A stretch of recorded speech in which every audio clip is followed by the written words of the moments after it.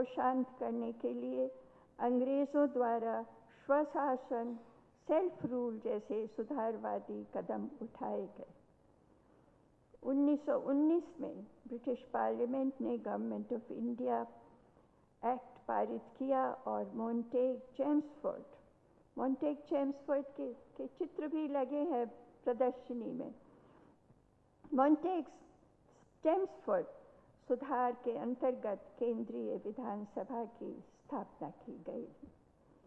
इसमें 145 सदस्य थे, 104 चुने हुए और 41 नामांकित, जिनमें ब्रिटिश पदाधिकारी, जमींदार और उद्योगपति शामिल थे।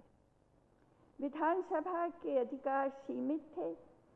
ये बजट पर बहस कर सकती थी, विधेयक ला सकती थी, संकल्प पारित कर सकती थी, पर उन्हें खारिज करने का अधिकार वायसरॉय को था। शुरू में ही मैंने कहा बहुत सीमित अधिकार थे, सारा अधिकार तो वायसरॉय के पास था। प्रतिरक्षा, विदेशी मामले और वित्त मंत्रालय पूरी तरह अंग्रेजी सरकार के अधीन था। बड़ी कठिन परिस्थिति से गुजर रहा था केंद्रीय विधानसभा गुजर रही थी। तो सर फ्रेडरिक व्हाइट पहले ब्रिटिश स्पीकर थे, जिन्हें प्रेसिडेंट भी कहा जाता था। जब मार्च 1925 में वे सेवानिवृत्त हुए तो विट्ठल भाई पटेल चुनाव जीतकर पहले भारतीय प्रेसिडेंट बने। अब चुनाव कैसे हो गया? चुनाव भी मैं सोचती हूँ इसलिए हो गया क्योंकि हमारे अंग्रेज शासकों ने सोचा कि चुनाव हो जाने तो अधिकार तो कोई है ही नहीं, पूरी असेंबली को तो हम ही कंट्रोल करते हैं, तो इनकी खुशी के लिए, इनके संतोष के लिए चुनाव हो जाने दो। तो उसमें विट्ठल भाई पटेल चुनकर आए। अंग्रेज़ों ने कल्पना भी नहीं की थी कि जिस विधानसभा को वो अपने कंट्रोल में रखना चाहते हैं, उस कंट्रोल को पूरी तरह से छिन्न भिन्न कर देंगे विट्ठल भाई पटेल। तो ये उनके अनुभव और योग्यता के कारण हुआ। 1908 में वे मिडिल टेम्पल लंदन में कानून की कक्षा में सर्वप्रथम आए थे।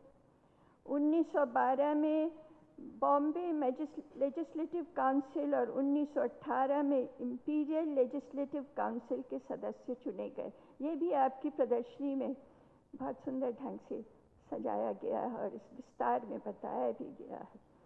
परंतु 1920 में, क्योंकि उस समय तक गांधी जी आ गए थे और स्वतंत्रता आंदोलन, ये जो विश्व का सबसे बड़ा आंदोलन माना जाता है और अहिंसा के आधार पर लड़ा गया ये आंदोलन माना जाता है, और मुझे नहीं लगता कि भविष्य में भी कभी इतना बड़ा आंदोलन हो पाएगा, वो शुरू हो चुका था। तो 1920 में विट्ठल भाई गांधी जी के असहयोग आंदोलन में सक्रिय हो गए। 1922 में चौरी चौरा कांड के पश्चात कांग्रेस त्याग कर उन्होंने स्वराज पार्टी बनाई। इस उद्देश्य से स्वराज पार्टी इस उद्देश्य से बनाई कि विधानसभा का सदस्य बनकर ब्रिटिश सरकार को निष्क्रिय कर देंगे, ये था उनका उद्देश्य। अंग्रेज़ों ने केंद्रीय विधानसभा पर स्वशासन, सेल्फ रूल का कृत्रिम आवरण चढ़ाकर भारतीयों को दिया था, किंतु कांग्रेस पार्टी, स्वराज पार्टी और अन्य राष्ट्रवादी भारतीय सदस्यों ने केंद्रीय विधानसभा को वास्तव में स्वशासन, सेल्फ रूल का सशक्त मंच बना दिया। इसका नेतृत्व विट्ठल भाई कर रहे थे। ये उस समय के लिए बहुत बड़ी उपलब्धि थी, क्योंकि भारत के क्षितिज पर अभी तो स्वतंत्रता प्राप्त होने में 2 दशक से ज़्यादा की देरी थी, क्योंकि भारत के क्षितिज पर स्वतंत्रता के सूर्योदय में अभी 22 वर्षों की देरी थी।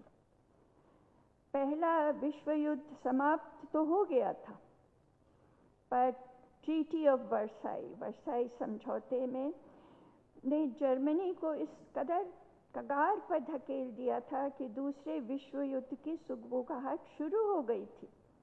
इन सब का प्रत्यक्ष और परोक्ष दुष्परिणाम भारत झेल रहा था, क्योंकि हम उपनिवेश थे ब्रिटेन के, और ब्रिटेन महायुद्ध में हिस्सा ले रहा था और ले चुका था और आगे भी लेने वाला था। तो उस सब का असर भारत पर, भारत की जनता पर पड़ रहा था। वैसी स्थिति में ये केंद्रीय विधानसभा को कार्य करना पड़ रहा था। 1925 से 1930 के अपने कार्यकाल में विट्ठल भाई ने स्पीकर के पद को इतना शक्तिशाली बनाया कि उसने एक संस्था का रूप ले लिया। आज भी भारत की जो संसद है, उसके जो स्पीकर हैं वो मात्र स्पीकर नहीं है, वो एक संस्था है। It is an institution, it's not just a position. तो इसने संस्था का रूप ले लिया। उनके द्वारा स्थापित कालजयी परंपराएं आज हमारे संसद में प्रतिष्ठित है। मैंने इसका व्यक्तिगत अनुभव तब किया जब उनके विट्ठल भाई के 84 वर्ष बाद मैं स्पीकर बनी और मेरे समक्ष सदन के संचालन की चुनौतियां आई। उनकी पेचीदगियों से मैं स्वयं रूबरू हुई। एक दृष्टांत मुझे याद आता है। जब मैं स्पीकर थी तो बहुत से अन्य देशों के स्पीकर से मिलने का सौभाग्य मिलता था। उनसे मैं एक प्रश्न जरूर पूछती थी, शायद इस बारे में स्पीकर महोदय ध्यान देंगे। मैं उनसे पूछती थी, आपका सदन सही चलता है? तो वो सब अपनी व्यथा गाथा गाते थे, अपनी कठिनाइयाँ सुनाते थे। कोई भी ऐसे स्पीकर मुझे नहीं मिले जिन्होंने कहा हो हमारा सदन अच्छे से चलता है। एक दफ़ा मैं टोंगा गई, ये न्यूजीलैंड के दक्षिण में साउथ पैसिफिक में एक छोटा सा द्वीप है। उसकी खासियत ये है कि विश्व का सबसे पुराना लिखित संविधान उनके पास है। तो वहाँ गई तो वहाँ के भी स्पीकर से मैंने वही प्रश्न किया, आपका संविधान आपका सदन अच्छे से चलता है? तो मैं सोच रही थी कि वो कहेंगे नहीं बहुत दिक्कतें होती हैं। तो उन्होंने कहा बहुत अच्छे से चलता है। मुझे आश्चर्य हुआ उनका जवाब सुनकर। तो बहुत अच्छे से चलता है। मैंने कहा कभी कोई गड़बड़ी नहीं होती? नहीं, सवाल ही नहीं उठता गड़बड़ी होने का। मैंने कहा क्या करते हैं आप, कैसे ऐसा करते हैं? तो उन्हें बड़े विस्तार से मुझे समझाया। तो मैं आपको भी समझा दूंगी। तो उन्होंने बड़े विस्तार से मुझे समझाया कि वो कैसे चलाते। तब फिर मैंने सोचा कि ऐसे तो मैं नहीं कर पाऊंगी, मेरे लिए तो संभव ही नहीं है, मेरे में ऐसी क्षमता है ही नहीं, क्योंकि वे इंटरनेशनल बॉक्सिंग चैंपियन थे।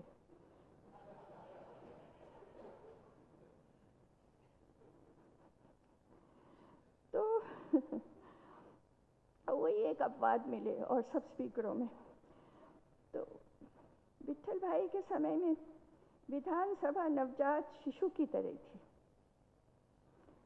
अंग्रेज़ों के दबाव में समय समय पर इसकी प्रक्रियाएं बदलती रहती थी। उन्होंने इसमें शक्ति और स्थायित्व प्रदान किया जो आज तक संसद की कार्य प्रणाली में झलकता है। विट्ठल भाई ने निर्धारित किया कि स्पीकर निष्पक्ष रहें, पक्ष विपक्ष दोनों का विश्वास जीते।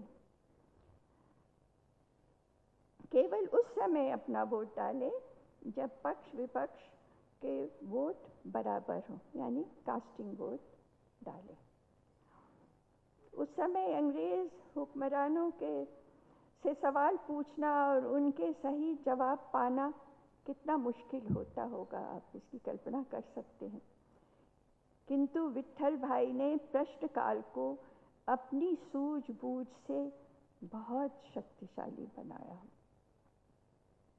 1927 में विट्ठल भाई ने ब्रिटेन और आयरलैंड की यात्रा कर वहाँ की संसदीय प्रणाली का अध्ययन किया। तत्पश्चात केंद्रीय विधानसभा को विश्व स्तर की जनतांत्रिक संस्था बनाने में वे लग गए और इसमें सफल भी हुए।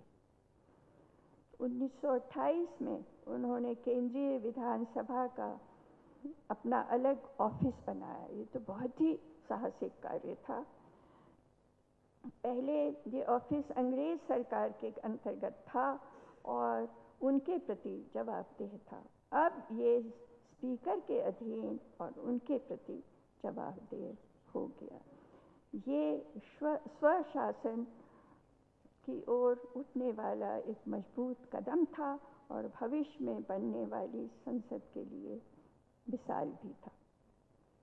उन दिनों अभिव्यक्ति की स्वतंत्रता पर आघात करने के लिए अंग्रेज सरकार बेताब रहती थी, परंतु ब्रिटिश पार्लियामेंट का उदाहरण देकर विट्ठल भाई सदस्यों को वे मामले भी उठाने देते थे जो ब्रिटिश सरकार के खिलाफ हों, खासकर राष्ट्रीय आंदोलन के दमन के मामले।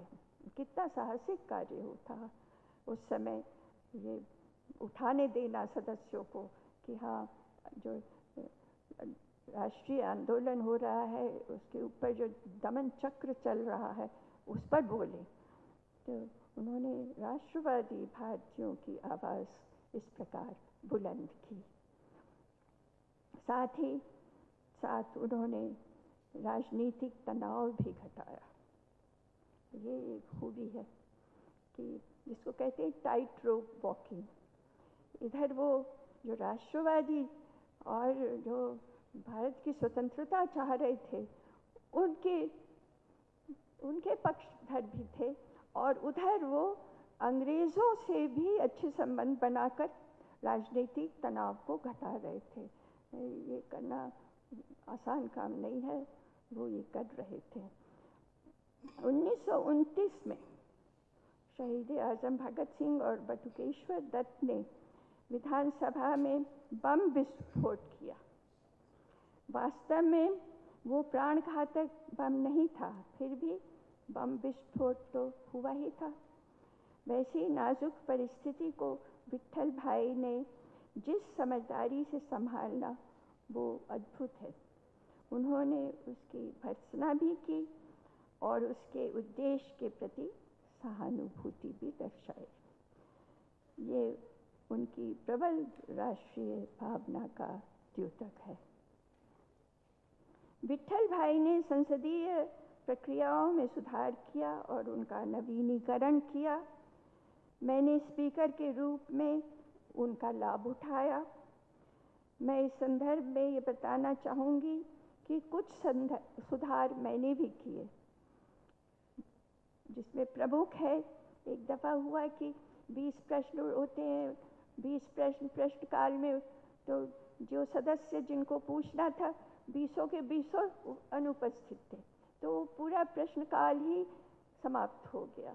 तो ये मैंने ये नियम बनाया कि जब कोई सदस्य प्रश्न पूछे और वो अनुपस्थित हो तो वो प्रश्न becomes the property of the house, वो प्रश्न सदन की संपत्ति बन जाता है और मंत्री को उसका उत्तर देना होगा। साथ ही एक चीज़ मैं तो कहती हूँ, महिलाएं यहाँ पर है नहीं, मगर मैं महिलाओं की, मैं पुरुषों का सम्मान करती हूँ मगर महिलाओं का बहुत पक्षपात भी करती हूँ, बहुत खुल के जम के पक्षपात करती हूँ। तो जब मैं स्पीकर बनी तो मैं जो किताबें पढ़ी, नियमों से संबंधित, प्रक्रिया से संबंधित, इतिहास से संबंधित, संसदीय इतिहास से, तो सब मैं देखा कि जो व्याकरण है वो पुल्लिंग है, स्त्रीलिंग व्याकरण है ही नहीं। तो मैंने कहा फिर से rewrite, please rewrite all the books. So they start, बहुत बड़ा काम है। मैं कहा उसमें स्त्रीलिंग पुल्लिंग दोनों डालिए। तो ये काम हमने करवाया अपने समय में। तो ये किया।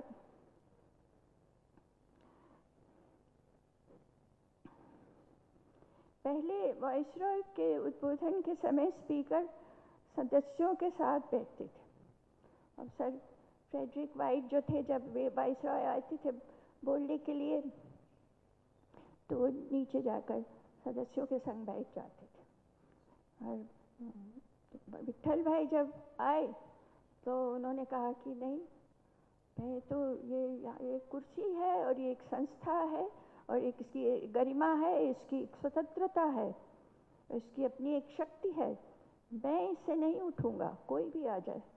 तो वो उससे नहीं उठे। तो इस प्रकार उन्होंने बहुत बहुत गरिमा प्रदान की। वाइसरॉय आते थे, बोलते थे। वाइसरॉय से उन्होंने बहुत अच्छे संबंध भी रखे हुए थे। ये मैंने पहले भी आपको बताया कि मैं तो शुरू में एक डिप्लोमेट रही हूँ, 13-14 साल डिप्लोमेट रही हूँ। हम लोगों को ये करना पड़ता है, इससे भी अच्छे संबंध रखो, इससे भी अच्छे संबंध रखो, इससे भी अच्छे संबंध, सबसे अच्छे संबंध रखो। अब ये बड़ा मुश्किल होता है कि जो दो अब एकदम आपस में शत्रुता है, वैमनस्य है, उनसे दोनों से ही अच्छे संबंध रखो। कठिन काम है, लेकिन किया जाता है। देश हित के लिए जो भी किया जाए वो थोड़ा है। तो विट्ठल भाई ने वो किया। इधर तो वो इतना शक्तिशाली बना रहे थे केंद्रीय विधानसभा को, और बहुत सारे चीज़ों के लिए जिसमें वो अंग्रेज नाराज़ हो जाए वैसा भी कर रहे थे। उधर वो बहुत अच्छे संबंध भी बनाए हुए थे उस समय के जो वाइसरॉय थे, लॉर्ड इरविन। तो ये राजनीतिज्ञ थे। मैंने तो शुरू में बताया क्या क्या थे वो, तो मैंने उसमें ये नहीं बताया कि वो एक डिप्लोमेट भी थे। तो वो थे। पिछले 100 वर्ष मना रहे हम लोग। मैं फिर धन्यवाद दूंगी आप सबको, आभारी हूँ आपने इस समारोह में बुलाया मेरी बातों को सुनने के लिए। तो पिछले 100 वर्ष उज्जवल जलधारा के अविरल प्रवाह के समान बीत गए, इसमें कोई विघ्न नहीं आया। आगे की यात्रा हमें नित्य नूतन शिखरों की ओर ले जाए, ये हमारा प्रयास होना चाहिए। रोज एक नए शिखर को छुए, रोज एक नई ऊंचाई को छुए, जो हमारे देश को लाभान्वित करे। ये संकल्प आज हम करें, इसी में इस समारोह की सार्थकता है। हम विश्व के महानतम जनतंत्र में रहते हैं। जनतंत्र का मूल सिद्धांत है समता। सभी वयस्कों को एक वोट का अधिकार, सबको बराबर का हक। किंतु हमारा समाज जाति पाति में अटूट विश्वास रखता है। जाति व्यवस्था का मूल सिद्धांत है विषमता, ऊंच नीच, भेदभाव, छुआछूत और अत्याचार। समता और विषमता का समन्वय संभव नहीं है। या समता रहेगी या विषमता। ये भी संभव है कि समता के छद्म आवरण में विषमता पनपे। ऊपर ऊपर समतावादी जनतंत्र हो और अंदर अंदर विषमतावादी जाति व्यवस्था। जनतंत्र और जातीय व्यवस्था साथ साथ नहीं चल सकते। अमर बेल, आप जाते होंगे तो देखते होंगे कि हरी भरी बेल पेड़ पर लहलहा रही है, पेड़ सूख गया है। तो अमर बेल जिस वृक्ष पर चढ़ जाए उसे सुखा देती है और स्वयं हरी भरी हो जाती है। अमर बेल रूपी जातीय व्यवस्था ने ठीक वैसा ही हमारे समाज के साथ किया है।